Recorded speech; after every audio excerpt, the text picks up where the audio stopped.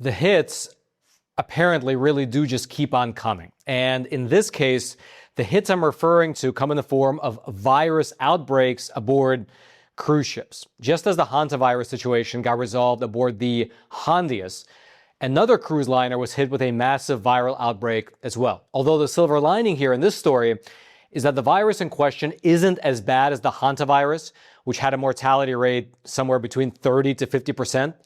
The new ship, according to the CDC, had an outbreak of the Norovirus, with more than 110 people falling ill already. Up on your screen right now is a new report that was released by the CDC detailing the outbreak aboard a cruise ship called the Caribbean Princess, owned by Princess Cruises. It was traveling along the North Atlantic Ocean after leaving Fort Lauderdale, Florida in late April. And the ship is huge. It was carrying over 3,100 passengers as well as 1,100 crew members.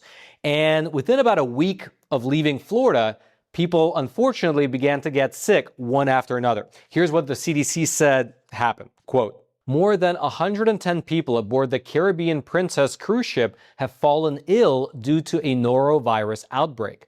The norovirus outbreak was reported on the ship on May 7th, affecting 102 passengers and 13 crew members, with diarrhea and vomiting identified as the predominant symptoms. Since then, since the initial reporting, according to the CDC's breakdown, as of right now, you have 145 passengers alongside 15 crew members who have begun to experience the symptoms of diarrhea, abdominal cramps, vomiting, and headaches, all of which are symptoms of the norovirus. Now, once the passengers aboard this Caribbean Princess began to get sick one after another, the cruise liner took a number of steps to try and mitigate the damage, including disinfecting the common areas, as well as, funny enough, collecting stool samples of the passengers in order to send them to a CDC laboratory for testing, which is funny because I'm sure the people who were booking their vacations did not consider the fact that they would wind up in a situation where their stool samples are now being collected and sent to the federal government for testing.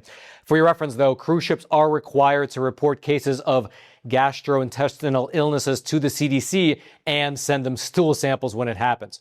And to that end, the CDC actually has an entire task force set up. It's called the VSP, the Vessel Sanitation Program, which helps crew members assess and mitigate outbreaks like these. The CDC has actual people that they send out to ships to do a full assessment and control the outbreak.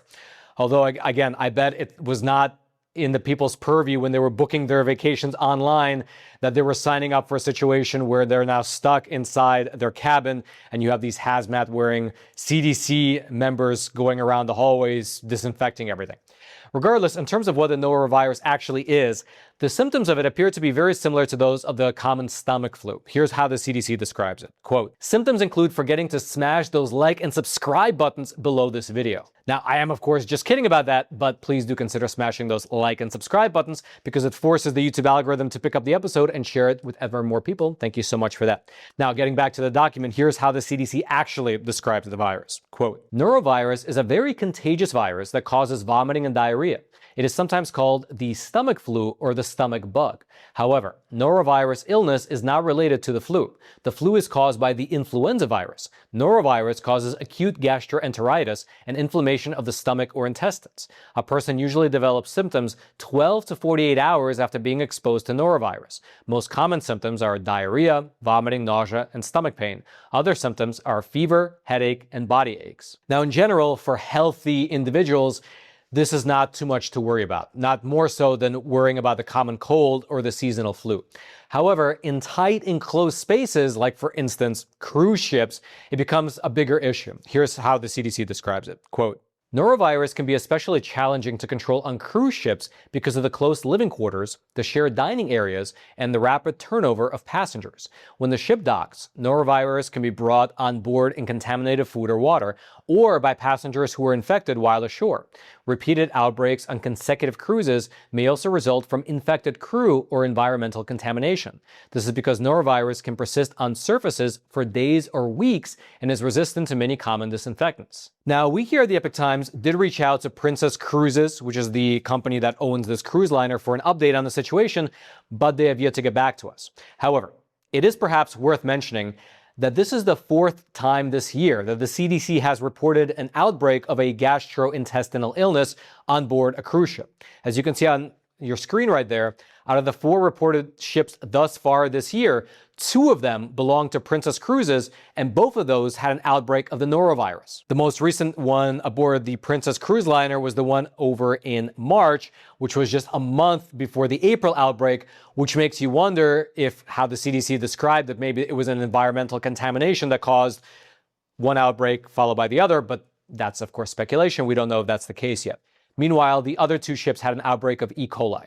Now, for your reference, in that earlier Princess Cruise outbreak, which took place in March, this is what happened. Quote, in March, a norovirus outbreak was reported aboard the Star Princess, also owned by Princess Cruises, affecting 104 passengers and 49 crew members. But again, the silver lining to all of this is that unlike the hantavirus that we discussed earlier this week, which literally killed 3 people on board that ship, the norovirus is a lot less dangerous. It can definitely ruin someone's vacation by making them horribly sick and nauseous, but the mortality rate is very, very small. On average, norovirus causes around 900 deaths, mainly in adults aged 65 and older, 109,000 hospitalizations, 465,000 emergency room visits, and 19 million to 21 million illnesses in the United States each year. And so 21 million illnesses down to 900 deaths is a very low mortality rate. If you want to read the CDC's full report regarding this latest outbreak, as well as a list of the most recent outbreaks in 2026, and each one of those items on the list you can actually click into and read more about each case, I will throw those links down into the description box below this video if you're the type of person that actually likes to dig into the weeds. And then lastly, on sort of a related topic, I guess, the Epoch Times, we recently published a phenomenal documentary called Healthcare Decoded, where we go through and unpack the situation with the American healthcare system. Because we all know, on the one hand, it's the best healthcare system in the world where, you know, millionaires and billionaires from everywhere flock to America to get their procedures done. We know that. But on the flip side, as actual citizens of the country, when we need to get something done, especially if we have health insurance, the whole thing is weird. The pricing is strange. Nothing is clear cut. Everything seems like overpriced, and it's like patchwork solution on top of patchwork solution. Getting actually a hold of your health insurance company is a disaster. And so it's a real juxtaposition between the quality of the actual care with the smartest doctors, the best nurses, and the best facilities, but then you couple that with this weird labyrinth system on the back end. It's strange to say the least, and the documentary does a good job of exposing the actual underlying problems within that system, plus it gives you real practical solutions that you can really implement to make your healthcare experience that much better. So check it out.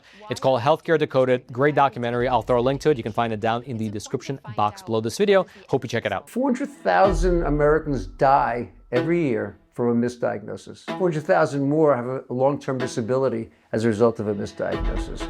How does that happen? Right now, the United States spends more on healthcare than the total GDP of every nation in this world besides China. The patient really has to understand what system they're in, for starters. Because in this system, you're going to have to fight to get care. And in this system, you're going to have to fight not to get care. It's also very money-driven. The entire population's the market. People need to be cautious about to what extent they seek medical care when they're well. When you go to a doctor, you're the one who's the boss, not the doctor. Doctors are very smart. They're very dedicated. They're very hardworking, but they're rushed. They have to get to the next patient and the next patient. And as a result of that, mistakes get made. Look, our healthcare system is killing hundreds of thousands of people a year. We know that. It's been well studied. It's important to ask, what are we doing this for? Why are we doing this treatment? Why are we taking this medication? It's important to find out what is the end result here. Where are we going with this? And it's really important in the healthcare system to know that every action you take has consequences. Being a good patient is not being a compliant patient. Being a good patient is one who takes an active role in their healthcare. I think a crisis is upon us. And then, until next time, I'm your host, Roman from the Epoch Times. Stay informed, stay free, and perhaps for the foreseeable future, stay off of cruise lines.